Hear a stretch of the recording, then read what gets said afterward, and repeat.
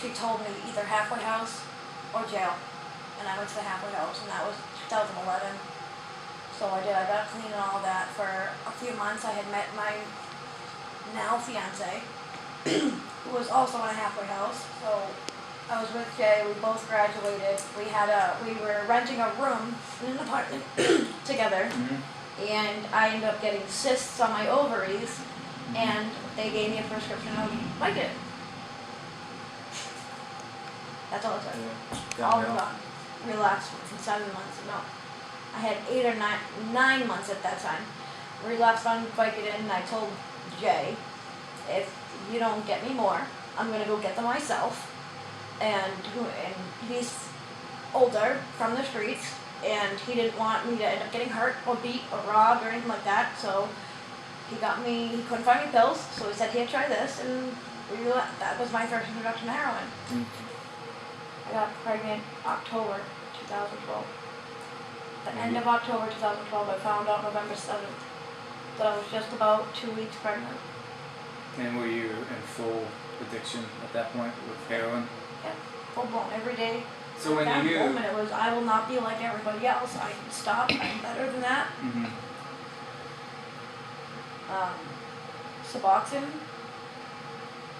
I was doing a little bit of Suboxone every day while pregnant, and not thinking anything of it. Everybody's telling me, no, it's okay, you're fine, it's fine, you know what I mean?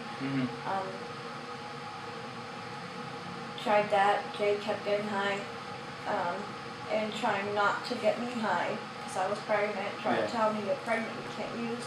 And I'm conflicted, like, yeah, I'm pregnant, but I need that. Yeah. I'm sick. You can do it, why can't I? You need to stop if I have to stop. If I have to stop because I'm pregnant, it's your kid. You need to stop with me. He tried, and he didn't do it. And every time that he would tell me no, if he was like serious and adamant about telling me no, not giving it to me while pregnant, I'd tell him, okay, well, when you go to work, I'm just going to end up going to find it. God knows what's going to happen. So that would make him go and get it for me, because he didn't want me to go get it for myself. Tied up, trying to hit a vein because I don't have any, crying and not being able to see, and not wanting to do it at all, but having to do it. I would hold it stuck in his hands.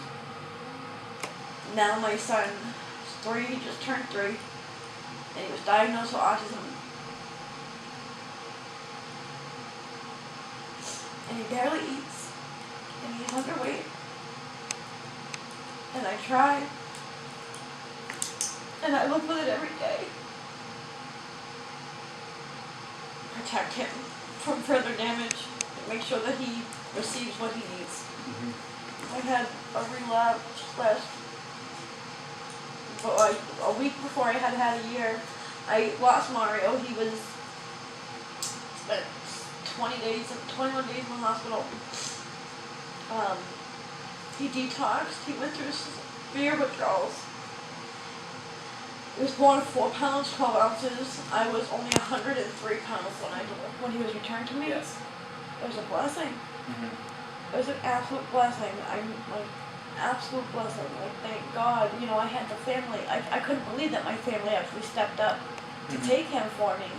You know, and that's another huge reason why I'm doing this, and I have to do this, because my family believes in me. You know, and they've shown it, and I didn't think they did. So, not only does Mario deserve it, I know I deserve it, my family. It was the 5th day after he was born that he was unconsolable. The 4th day he didn't do too bad, but he was getting worse. It was getting worse. He was constantly, he wasn't eating, he wasn't sleeping very well. And the 5th day he was just completely inconsolable. I was trying to feed Mario on the 5th day when DCF called the nurses station to tell me that they took emergency custody of him. So not only did I have to watch my son go to withdrawal, I had to listen to them tell me that I couldn't take my kid home and that I had to wait to talk to the judge to see when I could be around him again.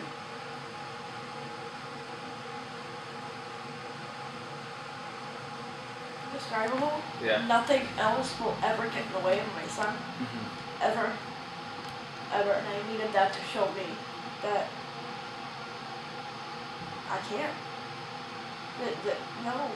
That doesn't feel good. My son's hug feels so much better.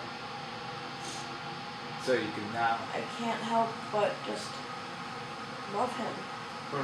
And I can't. I sometimes feel guilty that, like,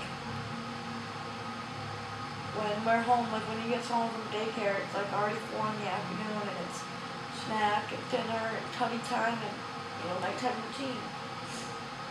And when I think about, you know, just screw the nighttime routine, like let's finger paint or something like that, you know, I can't help but just, mommy, and hug, you know, and he just lifts his arm and, thank you, God. His hug is just better than anything.